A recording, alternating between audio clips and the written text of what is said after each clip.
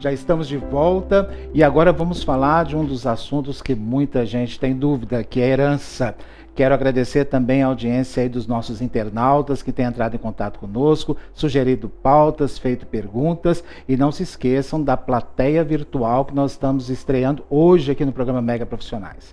Você que nos acompanha pelas redes sociais, você que está em contato conosco através do nosso site, pode entrar agora em contato ao vivo com a gente. Pode gravar um vídeo, pode gravar um áudio, tá? De no máximo 2 minutos, com a dúvida que vocês têm com relação à pauta do dia de gravação aqui do programa Mega Profissionais. Como saber a pauta? Entra no nosso site agora, o endereço já está no seu monitor. Entre agora no site e veja antecipadamente quais são as pautas que vamos abordar em cada dia de gravação. E é claro, gente, na medida do possível, vamos esclarecer as suas dúvidas encaminhadas para a gente aqui pelo nosso site, tá? Aliás, é o número de WhatsApp que tem lá no nosso site. Você pode inclusive clicar lá em cima no site, tem um botãozinho lá que você já entra automático no nosso WhatsApp, tá? É o novo site da Rede Mega de Comunicação, que tem muitas novidades lá para vocês, tá? Nosso tema agora é herança. A dúvida de todo mundo quando principalmente sugere pautas é: com quem vai ficar minha herança? Eu tenho direito à herança? E que herança é essa? Quem que eu devo procurar? Quais são os documentos que eu devo realizar, devo procurar a ter ou procurar principalmente informação? Aonde registrar esses pedidos? Quem pode me esclarecer essas dúvidas? Bom, aqui quem vai esclarecer grande parte dessas dúvidas é o tabelião Antônio do Prado, que está muito bem acompanhado, como sempre, da Fernanda. Aliás, Fernanda, eles me perguntaram isso e eu esqueci de perguntar para você nas semanas anteriores que o internauta entrou em contato. O senhor Antônio do Prado, todo mundo já nasceu conhecendo, que é uma das figuras mais ilustres históricas do estado de Goiás, e uma das mais respeitadas, que é o tabelião. Você, qual que é a sua função dentro do cartório? Lá dentro do cartório eu sou escrevente, né? Estou lá já há mais de 10 anos e exerço essa função, principalmente ali no departamento de escrituras. Tá, escrevente que também faz parte do administrativo do cartório? Isso, né? Ali nós temos uma repartição na administração, né? São setorizados os departamentos e com os líderes, do qual eu sou titular do departamento de escritura como líder. Ah, ok. Essa era uma dúvida que eles tinham, né? E é importante a gente esclarecer também. O senhor Antônio agora com look novo. Hoje o senhor está todo de claro, senhor Antônio. Parabéns pelo look. Aliás, trouxe luz para o seu rosto, né? Muito obrigado. Parabéns, parabéns. Senhor Antônio, falar de herança, né, é uma dúvida recorrente dos nossos internautas e da população de uma forma geral, né? Quem tem direito à herança? E herança é muito complicado, porque quem trabalhou foi a outra pessoa, né? Trabalhou e, na verdade, às vezes nem usufruiu de todos os bens, né? Certo. Acaba deixando esse espólio aí para os herdeiros, né? Agora, quem são esses herdeiros? Agora, Tancredo, a herança depende também muito do regime. Tem regime que a pessoa pega metade, o cônjuge, e ainda tem direito herdeiro também de outra metade. Mas que caso é esse? Aí a Fernanda vai explicar. Isso, e é bom esclarecer, Tancredo, referente ao que é herança e o que é meação, né? Então, a pessoa que é casada ou convive em união estável, nós temos isso que denominamos meação. A meação é o direito que você tem a metade daquele patrimônio, né, de acordo com o regime de bens estabelecido. Como, por exemplo, comunhão parcial, que é o mais utilizado, comunhão parcial de bens. Então, metade do patrimônio, né, é do homem, da mulher ou de um do casal. E a herança, ela seria a outra metade, que pertence àquela pessoa que faleceu, por exemplo. Então, quando a pessoa vem a óbito, os herdeiros passam a ter direito à herança. Quem são os herdeiros? Os filhos, por exemplo. E o cônjuge, né, sobrevivente ou companheiro, ele só terá direito, né, à herança se, no caso de comunhão parcial, o falecido tiver deixado os bens particulares, que são aqueles bens adquiridos antes do casamento. Esse é o comunhão parcial. Parcial. Então vamos ver. Então, comunhão parcial, só os bens adquiridos na constância do casamento. Isso mesmo. Então, no parcial, tudo que foi adquirido durante o casamento, o cônjuge tem direito à meação, metade do patrimônio. E se tem bens adquiridos antes do casamento, o o cônjuge tem direito a concorrer com os herdeiros. Aí sim ele entra como herdeiro também. Agora, se nós tivermos... Mas só reprisa para mim, qual que é esse regime de casamento? Comunhão parcial de bens. Comunhão parcial de bens. Isso Para mesmo. esclarecer, 80% casa com esse regime. Grande parte da Grande população. parte.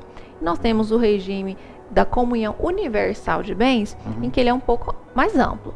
Por exemplo, o cônjuge, ele não vai ser herdeiro, ele vai ser meeiro de todo o patrimônio, tanto os adquiridos durante o casamento, como os que foram adquiridos antes. Então, nesse caso, o cônjuge vai ter direito à metade de tudo. Qual que é o regime? Comunhão universal de Universal bens. de bens. Aquele antigão. Ah, isso que eu ia perguntar. Isso. É aquele tradicional? Antes ele era chamado de tá. comunhão de bens. A comunhão de bens. Isso. Então ele é meieiro. Ele é meeiro de tudo. Tudo que foi adquirido na constância do casamento, os bens Antes. anteriores, Aham. bens que possivelmente esse cônjuge recebeu por herança ou por doação. Então, tudo vai entrar na partilha. Certo. Agora, bom, isso já é um direito garantido. Sim. Não se questiona. Né? Com relação a essa questão dos 50% da herança e 50% ainda dividir, no caso da comunhão parcial de bens. No testamento, eu posso, por exemplo, deixar os outros 50% para os filhos? Já o testamento, nós temos que obedecer a lei. Aham. Aí, no Brasil, é diferente. É diferente. No testamento, Tancredo, o Código Civil determina que a pessoa só vai poder dispor da parte disponível. A parte disponível depende da quantidade de herdeiros, ou se a pessoa tem herdeiros. Por exemplo, se você tem herdeiros necessários, que são ascendentes, descendentes e cônjuge, você não pode dispor da totalidade do seu patrimônio. Você só pode dispor da metade, que seria a parte disponível. Uhum. Então, essa metade você pode dispor para quem você quiser. Para um filho, para um terceiro que não tem vínculo de parentesco, para o cônjuge e até para instituições de caridade. Até instituição de caridade. Exatamente. Sim, Então, sim. essa parte disponível, ela é livre, tá? Aham, Mas aham. a lei resguarda a legítima, que é a metade do patrimônio. União estável. Na verdade, vamos definir. O que caracteriza uma união estável? A união estável agora passou a ter patrimonial, passou o mesmo direito do casamento. Sim, Mesmo direito. mesmo Mas direito. a união estável não é casamento, ou seja, não foi feito Isso. registro de casamento. Isso mesmo, a união estável é aquela união entre duas pessoas, né, com o intuito de constituir a família, né, uma convivência pública, e não precisa necessariamente pessoas que morem sobre o mesmo teto, tá? Isso já está esclarecido. E também é importante lembrar que não é obrigatório ter um documento firmado, registrado em cartório.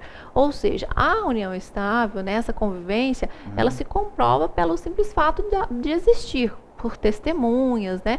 E Pois dentre outras agora situações. só que você me acrescenta um fato aí que é bastante atípico, né? Não é necessário coabitar no mesmo espaço físico. Isso. Como é que comprova essa união estável? Isso mesmo. Então, hoje em dia, as relações, elas, como se diz, modernizaram, né? Então, nem Uhum. todo relacionamento, Sim, as na pessoas prática. convivem numa mesma Claro, residência. Até claro. mesmo casais que Sim, se casaram sim. civilmente, nós temos relatos.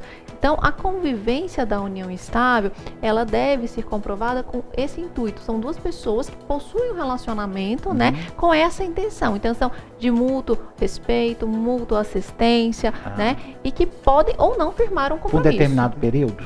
Caracteriza? Não, ou atualmente não existe um período mínimo. Não existe. Tinha período, antigamente tinha, agora Tinha. não tem. Não tem. Não tem Não também? tem um período mínimo. Olha, esses fatos que nós estamos levantando aqui, é muito importante as pessoas terem noção de como funciona a lei, como está a lei atualmente, tá? Essas informações que nós estamos levando para vocês têm que ser levadas bastante em consideração. Pessoas que têm uma união, que achavam que não caracterizava uma união estável, né? Essas duas informações que eu estou passando realmente, para mim, são novas, né? Não precisa confirmar a questão de quantidade de tempo, não tem quantidade de tempo mínima e não precisam coabitar no mesmo espaço físico. São informações muito, muito relevantes, as pessoas precisam ter noção, assim como o regime de bens, né? E o que também vai provocar isso após o casamento. Agora, tem outro regime que já tem mais separado os bens, é o regime da separação total, né? Isso mesmo. O regime de separação total de bens, inclusive,